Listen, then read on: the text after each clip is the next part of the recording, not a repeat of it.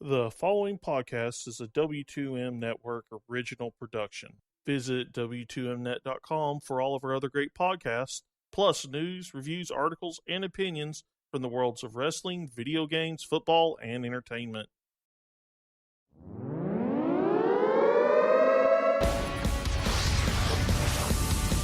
Wrestling to the Max Smackdown Review.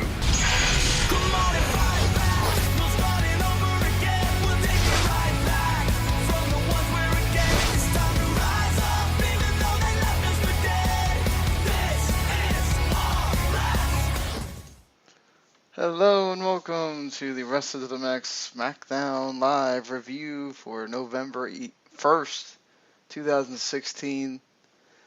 And I am your host, Sean Garmer, and with me here, as always, Mr. Paul Leazar. Hey-o.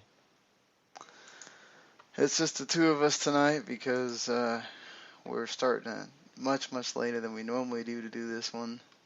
So, couldn't get anybody at the last minute. I'm sure our Twitter friend there, Patrick, will somehow tell me, even though I did message him this time, that he was around.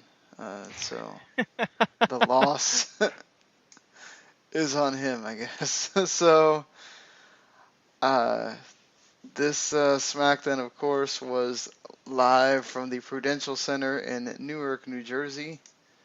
And this was kind of built around the Dean Ambrose and AJ Styles rematch that would, whether basically Dean becomes the number one contender or he goes back to the back of the line.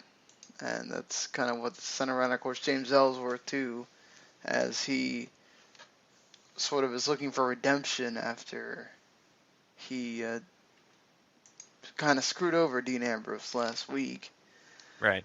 And, so they kind of start out with James Ellsworth kind of coming out, and he's upset about that whole thing with Dean Ambrose. And so he wants him to come to the ring, and he wants to basically say, I'm sorry for kind of screwing him over. And Dean's like, man, I look at you like E.T., I can't stay mad.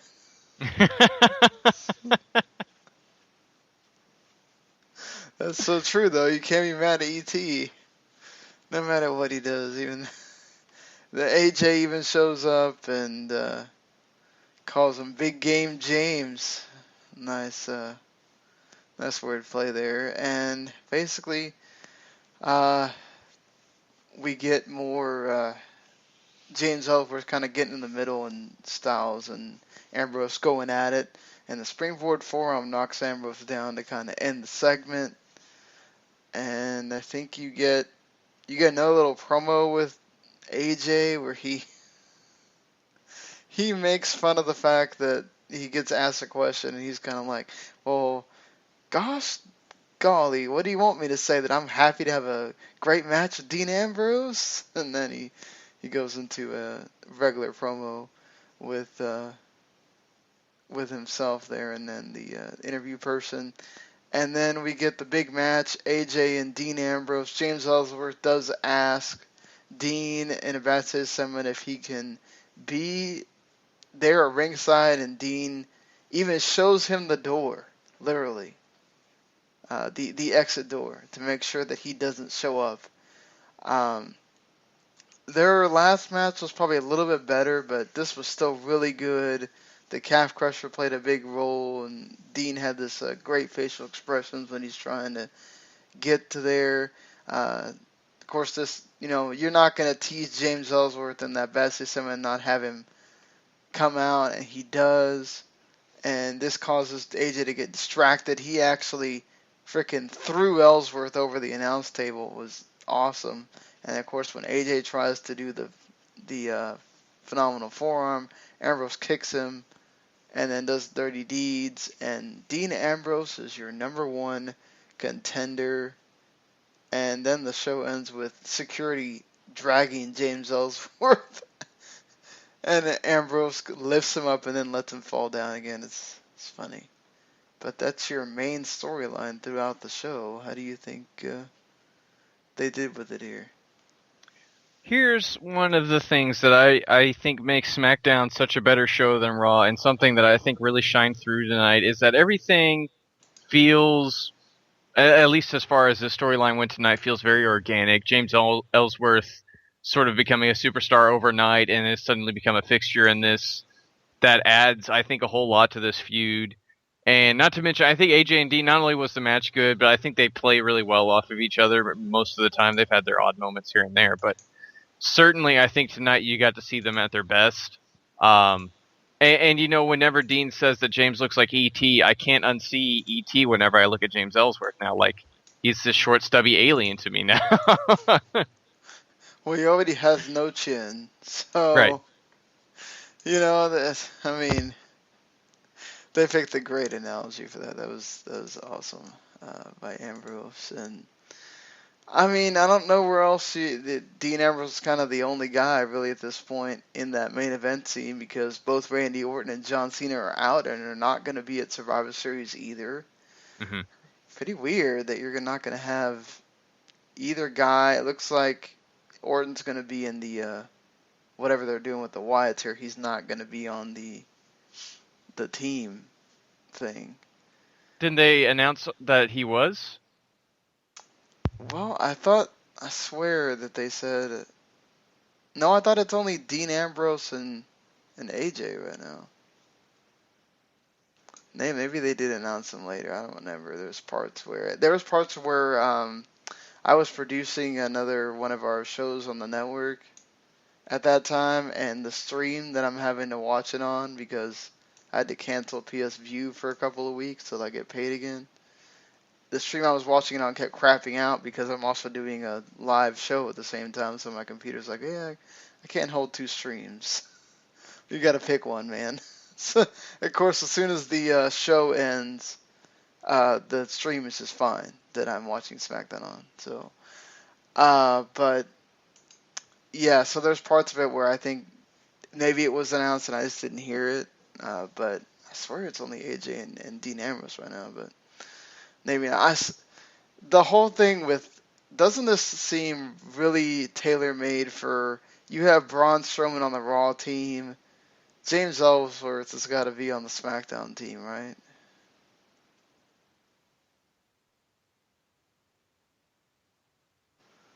Paul? Oh, crap. Did you go on mute again? Oh, this is one of those times. Technology hates us. You there, Paul? Alright, well, I'm going to move on, and while Paul figures out technology here, because Skype hates us, honestly. I feel like if it's not Gary cutting out every,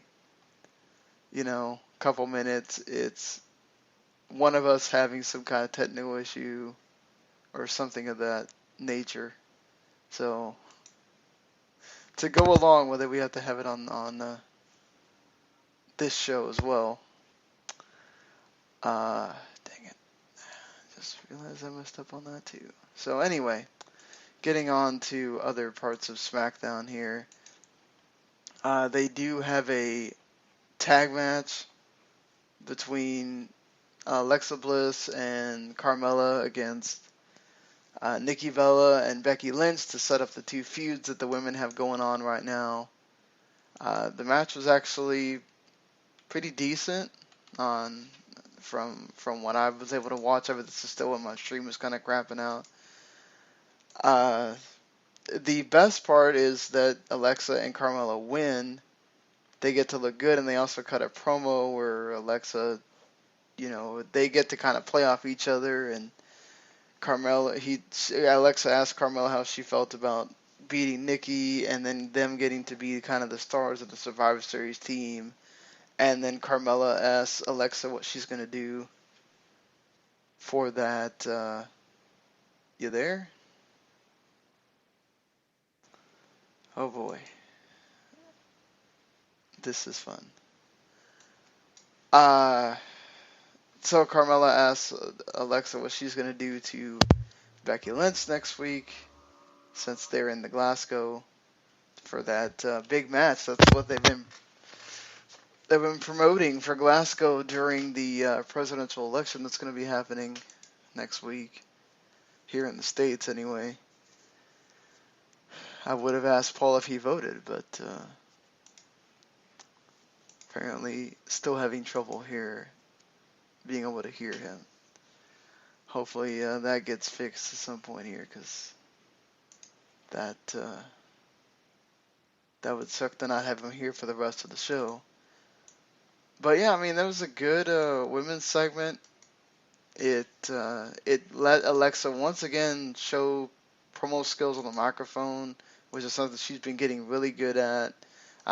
She's I think that's going to be her thing, where she uses some kind of Disney line or some kind of line that you recognize from a movie or something. This time it was, I think, a Snow White line, which I can't remember right off the bat, but it's something about the apple and the witch and that sort of thing. You also have Naomi getting named as the 5th woman to be in the Survivor Series team. And so she's kind of excited about that. They don't really go in a whole lot of detail about it. But then Natalya comes in, and they have 2 different segments with Natalya.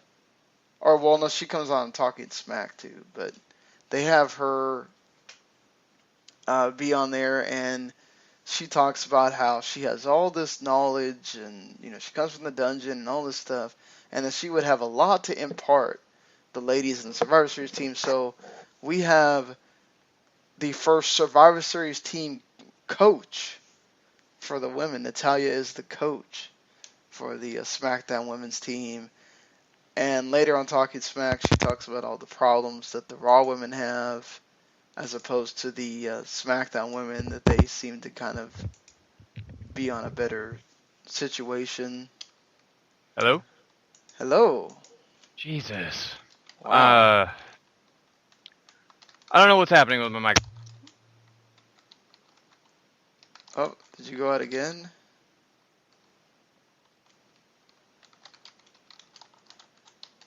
Oh man.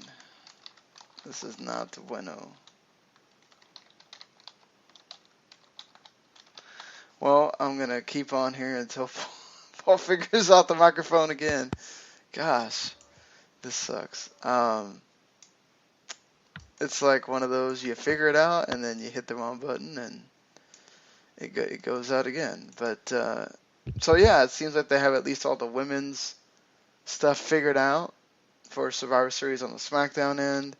I thought Natalya did pretty well on the Talking Smack, kind of giving her reasoning for wanting to be the coach and what she can do and how she can help them and all that. And then, so you move on to the tag team situation. You get Kenny, or the Spirit Squad, against... What's so funny is that Daniel Bryan talks about Raw bringing in some Attitude Era teams, and then here you are with the Spirit Squad taking on American Alpha, and American Alpha make short work of them pretty much. And then you have the Usos against the freaking Headbangers who showed up again, and the Usos make short work of them. So it's like, aren't you kind of contradicting yourself there, Brian, where you're talking about bringing in older teams, and here you are, you kind of do the same thing. So Maybe D-Bry just like squashes. Maybe.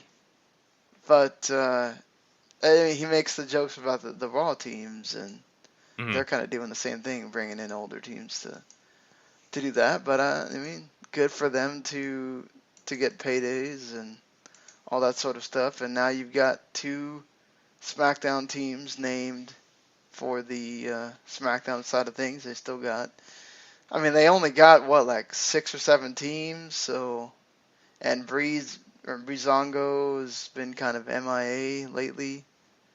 So, I mean, the 5 teams that we kind of see all the time, that's probably going to be the teams that we see in this SmackDown thing. Yeah, I mean, I think SmackDown named all of them. During the Miz TV segment, Daniel Bryan named the men's team. to pretty much mess with the Miz some more. So that one's Randy Orton, Bray Wyatt, AJ Styles, Dean Ambrose, and Baron Corbin. Yeah, they did have this really nice video package of Baron Corbin too. At one point, it was nice that they're paying attention to the guy again. Right. Yeah, I mean, it suddenly seems like they want to do something with him. And I mean, maybe him and Strowman have the same sort of ideas behind them going into this. They get a couple eliminations and something sort of sets them off, or they go the other way. It feels like I think the SmackDown women's team will win theirs, right? Because it certainly feels like there's less problems going on over there. And maybe, it's more about competition or whatever's on SmackDown is right now, but the Raw ladies don't seem to have their shit handled, Certainly. And I mean, yeah, it's going to get only worse when Sasha gets added to that team, and, they're going to play that up even more. So, yeah, it totally makes sense. And then it goes into that whole meltdown with them, too. So, I'm totally okay with that. The tag teams probably going to be New Day and all that, since they're the more established. I mean, they're the Raw champions and everything. Wouldn't even be surprised if, maybe American Alpha is the last team eliminated for SmackDown. Yeah, I mean, I don't know how they're going to play SmackDown, especially with Rhino and Slater as the champions. And of course, they've been on the same page for a while, and that's all well and good, but you don't have a lot of cohesiveness in either tag division, I feel, but certainly I wouldn't be surprised if it comes down to the New Day and American Alpha for the last 3 or 4 minutes, and you sort of get a little miniature tag match there. I think that'd be cool. Especially since New Day actually named them. So that sort of makes sense. That would kind of play into things, but right. Yeah. So that's sort of a lot of the show again sort of revolved around the Survivor Series thing and them building that up, and now they've sort of named some of the, they named one and they didn't, they have partials on the other ones.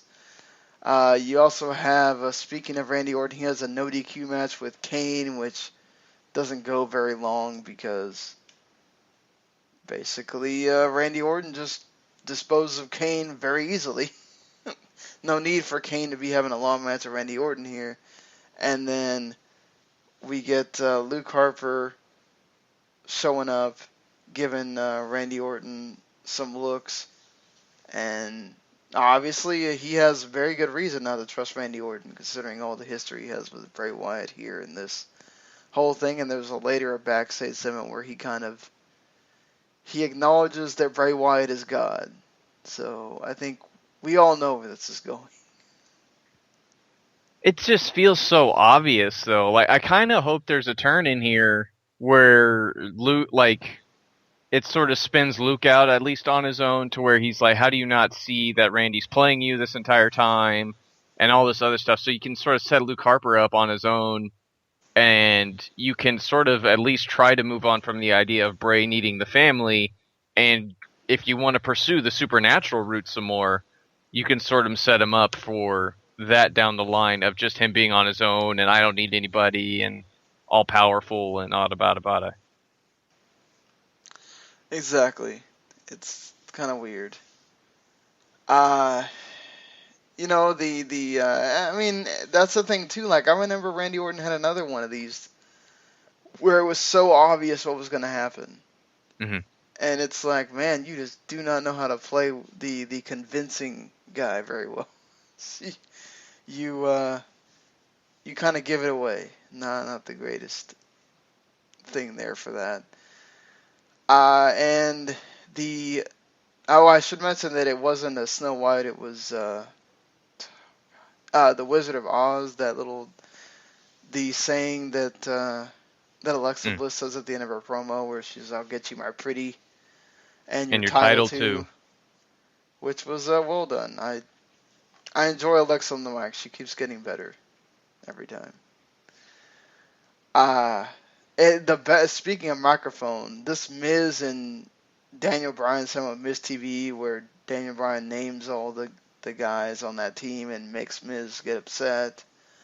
And then Daniel Bryan brings up a point that when Miz had an opportunity to accept a challenge, to go for his Intercontinental title that he wanted so dearly, he didn't want it because it wasn't on his terms. And then of course Miz does the cowardly thing of going after Bryan because he can't wrestle and whatever, and Bryan gets pissed and starts throwing stuff around, and Bryan knocks Miz's wrestling ability again, and that he wants, real men that are going to be willing to fight, and Miz is not one of those men. So right now we're going to have an IC title open challenge, and who goes to accept? Kurt Hawkins. And this match doesn't even last 10 seconds. What a debut for Kurt Hawkins. You have now been Jinder Mahal'd. Man. I can't say I'm overly upset, but, at least sort of dead on arrival already at this point, it feels like, unless he's just here to be a complete comedy act, Well, maybe Kurt Hawkins needs to face the facts, so that's what he's going to be doing. Maybe so. Yes, it doesn't look like he's going to be doing a whole lot of anything else for SmackDown, other than being a comedy guy, which is, that's totally okay. There's nothing wrong with that. You see how far it's gotten Heath Slater.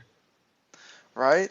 And he seems to have gotten, the crowd interested in him and everything. It's just, Heath Slater eventually, won matches. So you can't have Kurt Hawkins just lose all the time and then expect people are going to be totally into him or whatnot. Right. But, this SmackDown was not heavy on lots of long action or anything. It was all kind of short and sweet and to the point. Yeah, outside of that main event, which was really a terrific match, I feel, and everything else is sort of setting up for Survivor Series, which SmackDown has been gearing up for really since about a week after No Mercy. So I'm still much more interested in what they have going on over here. The Bray Wyatt thing is certainly something I think to follow, even if it's overly obvious. I feel like where they're going to go. The main event scene still cooking behind AJ and Dean. With The Miz sort of being on the outs, though, I'm curious if they're going to keep him with Dolph, or if maybe we're going to get some talent shuffling post-Survivor Series, or what's going to happen here. Yeah, it's going to be interesting, just because that rumor hasn't been brought up again, so maybe it just died. That whole rumor about the winner will get certain talent come over to their brand. Maybe that will be something that they institute later, or perhaps just they don't say anything and it's an unsaid thing that they decide to reveal at another point. Who knows? But yeah, I agree with you. SmackDown just continues to kind of be consistent. They continue to everything on the show matters. It's very easy to watch, and nothing really is bad on the show. You're kind of interested in everything that's going on. And so, that's why I gotta give this SmackDown, I think I'm gonna give it a 7. Maybe 7.5 for that main event. That was pretty good.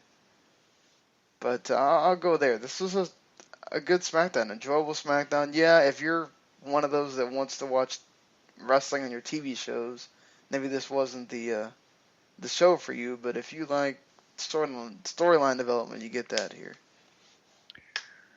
Yeah, I enjoyed this episode overall. I think what you get is sort of, like I said, it's all build towards Survivor Series, which is sort of where both shows are going to start going now.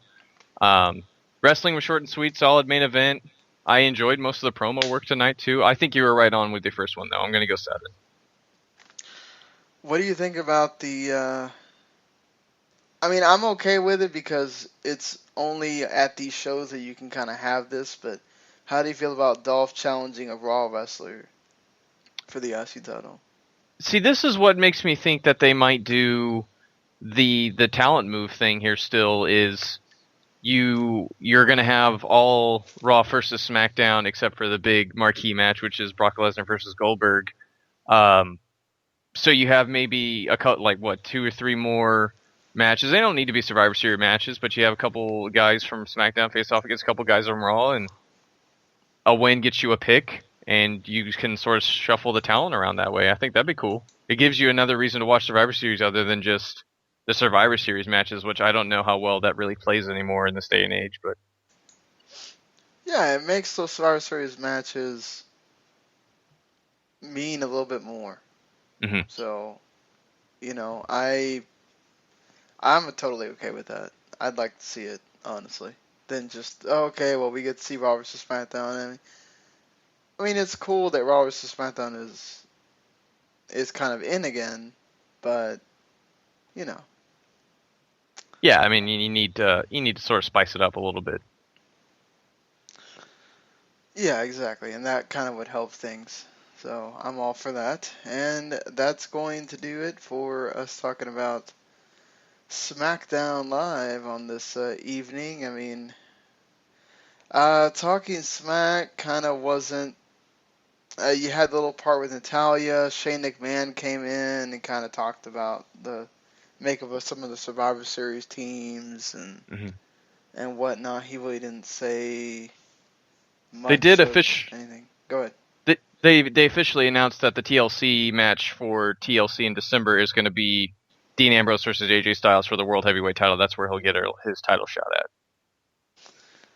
Yeah, and then you also get Dean Ambrose coming in for like the longer talking segment, and you get American Alpha coming in too, where American Alpha kind of just takes a shot at Raw, saying they don't really have some good teams aside from New Day.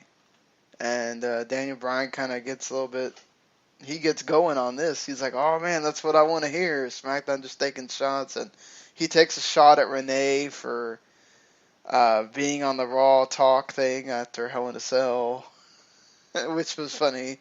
He's like, I'm your boss. Screw Vince McMahon and everybody else. I'm your boss. If I tell you not to be on a show, you tell him that you can't do Raw shows. And later on, he even takes a shot at them again, saying, like, you know how this company works. They don't decide anything till the last minute. So I don't know what we're talking about here with some of the stuff. But, I'm just like, wow. Man, this dude just doesn't care. Yeah, he's going out getting them. Well, I mean, I guess why not? It's not like, what are they going to do? Tell him he can't be the GM anymore? Yeah, I mean, who else are you gonna go to, really? Unless they want to, I guess, just let Shane run it solo, but then that sort of defeats the purpose here. Yeah, it won't be as fun with Shane doing it by himself. This is going to be interesting how they do this thing with Renee and Dean once Total Divas starts and they're on the show. Mm-hmm. Are they going to acknowledge that on TV with them interviewing each other or whatever? Or are they just going to keep it the same? Will be interesting to know, because you can always kind of see there's that like glimmer of Renee's eye whenever it's time for Dean to be on. But it's got to be awkward sometimes asking him questions and you're like, well, I already know the answer here, so whatever, Right. But yeah, so that's it for us talking about SmackDown. Of course, if you didn't get to listen to it, we did our Raw review and also did our regular W10 Part 1, where we discussed the latest ROH TV and also discussed the injunction of Billy Corgan's injunction getting denied and the Noah sale to the IT company. There's been more coming out about that today, of course, as you'd expect. So we'll have a lot more about it on Thursday. And, Gary and Paul got to give their thoughts on Hell in a Cell, as I gave mine on Sunday, on the regular Sunday show. So, yeah, the Thursday show, of course, we'll be talking about all the normal things we usually discuss on that show, plus whatever else has been going on in the world of wrestling from now until then. So, all right, everybody. We will see you later. Take it easy, guys. The following podcast is a W2M Network original production. Visit W2Mnet.com for all of our other great podcasts, plus news, reviews, articles, and opinions from the worlds of wrestling, video games, football, and entertainment.